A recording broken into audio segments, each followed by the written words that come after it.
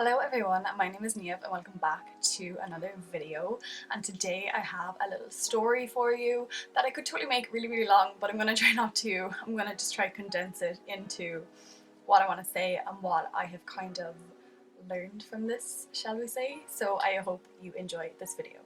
Back in, I want to say April, I had this video up called, I still have the video up, it's called I Have What Now. I'll leave it in the description down below if you want to go check it out, because it's all kind of in relation to this. But basically in that video I explained that I have this thing called costochondritis, and in simple terms it is inflammation in and around the ribs, and that's what I have. Woo, great. Basically I'm just kind of in pain, not necessarily always in pain, but I'm always uncomfortable, and I will kind of get out of breath really easily. Like I can't do like strenuous things or too much exercise or anything. But then over the past few months I had like a few weeks where I was totally grand and I didn't even feel like there was anything wrong.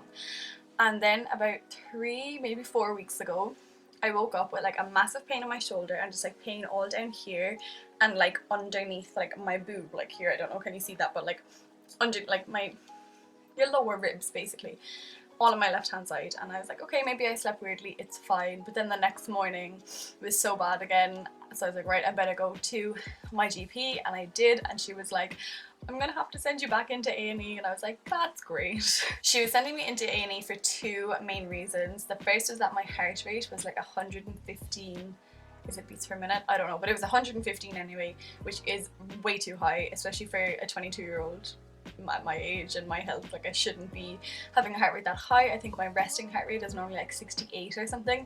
So this was really high. So she's like, this is worrying. And I'm on the pill for, the main reason I'm on the pill is for my ovary. I have like an issue there.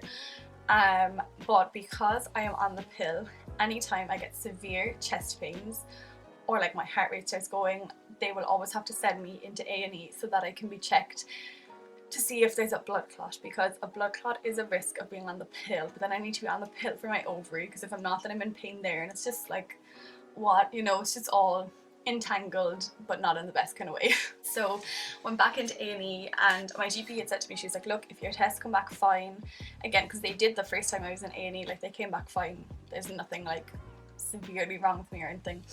But she was like, if they come back fine again, we gotta talk about other things. She's like, because I think this might actually be stress. And I was like, okay. So went in and came back out, and again, like nothing wrong in my tests. The only thing that was in any way weird was my inflammatory markers were really high. I assume that just means because I have inflammation, but the inflammation had also spread around my lungs, which was why I was having such trouble breathing. So great fun all around. So I went back into my GP a few days later and just told her all tests came back fine. She was like, yeah, that's what I expected. She was like, are you stressed? And I was like, well, I am quite a worrier, I'm quite a stressor. I let things get to me really easily.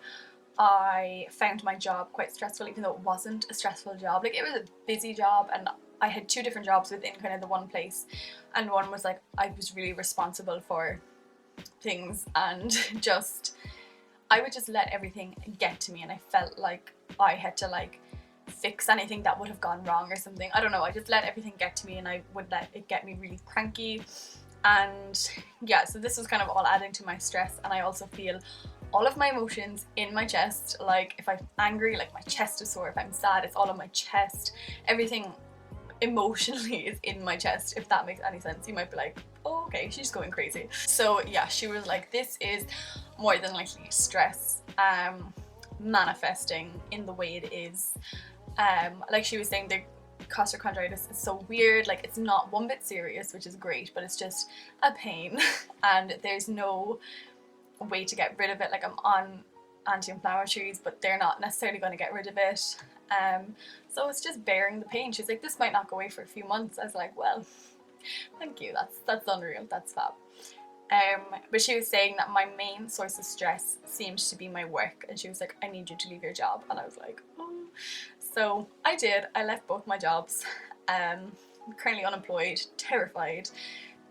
This is kind of where I go into the whole like what I'm actually learning from this. So my GP was basically like, you got to put yourself first. She's like, you are getting yourself so stressed out that you're ended up in A&E twice in the past few months. She was like, you're 22, you shouldn't be having like severe heart rates, all these kind of problems. She's like, you shouldn't be this stressed that it's causing me physical stress, you know? She's like, this isn't right. I didn't want to, well, I did want to leave my job, but I didn't, you know, I wanted to have like another job set up before I left my job, but I knew if I stayed in my jobs until I had something else, I'd literally be caught to stay there for like a few more years, and I just couldn't do that to myself. So I had to kind of just be like, look, being unemployed is better than staying in your jobs right now.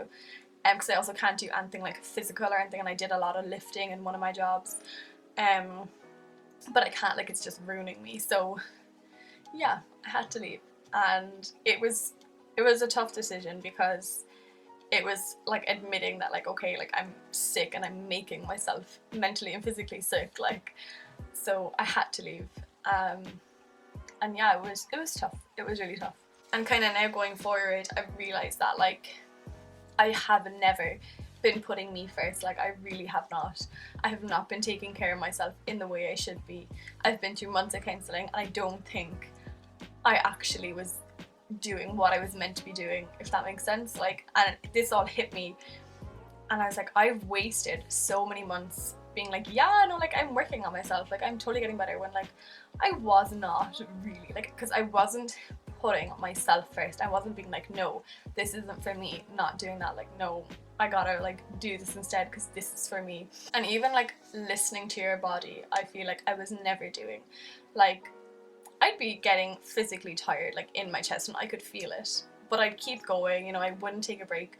I'm very bad at being idle, unless I'm in like a cranky mood or like a sad mood, then I'm fine at being idle. But you know, when you want to be doing stuff, I have to be doing stuff. So realizing that I need to take like such a big break and just be calmer in my life at the moment, it's really hard because I'm not used to it, and it means putting me first and putting my needs first, and I just don't do that. And even, you know, little things like anytime I had a coffee, a hot coffee or an iced coffee, my stomach would start to hurt so badly afterwards.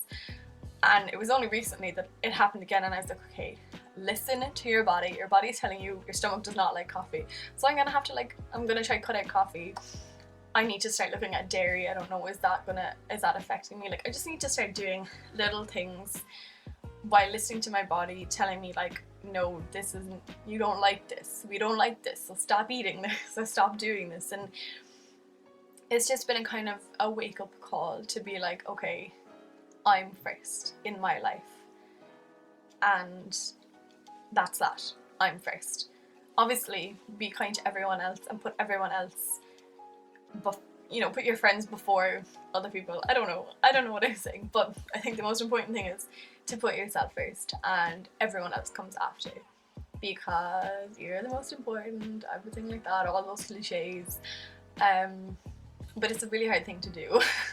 I'm realizing that, like, even accepting help, I'm so bad at accepting help. Like, Dave was over and I was like, will you help me make my bed? He's like, I'll just make your bed. And I was like, no. I was like, I'm helping make my bed. Like, I don't know what happened there.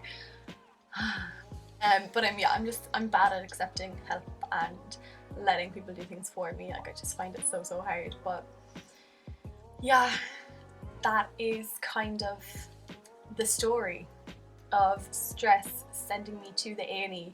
I always want someone to take something from these kind of videos, especially. So if you're going to take anything from this, are you listening to your body? Like, is your body telling you, like, you should be doing something else, like, this is not good for you? And if you're feeling stressed, just take steps and measures to reduce that stress in your life, and do little things like take a bath, you know, do those little pampering things for yourself, because I've realised that if you're not taking care of your stress, it can send you to the A&E, and it can manifest in physical illnesses, which I knew had happened, and I was like, oh my god, imagine. And it literally happened to me. So yeah, if you're feeling a little bit stressed, take a step back, examine your life and be like, okay, what are the stressors and what can I do about them to make me better? And yeah, we'll all be fine eventually.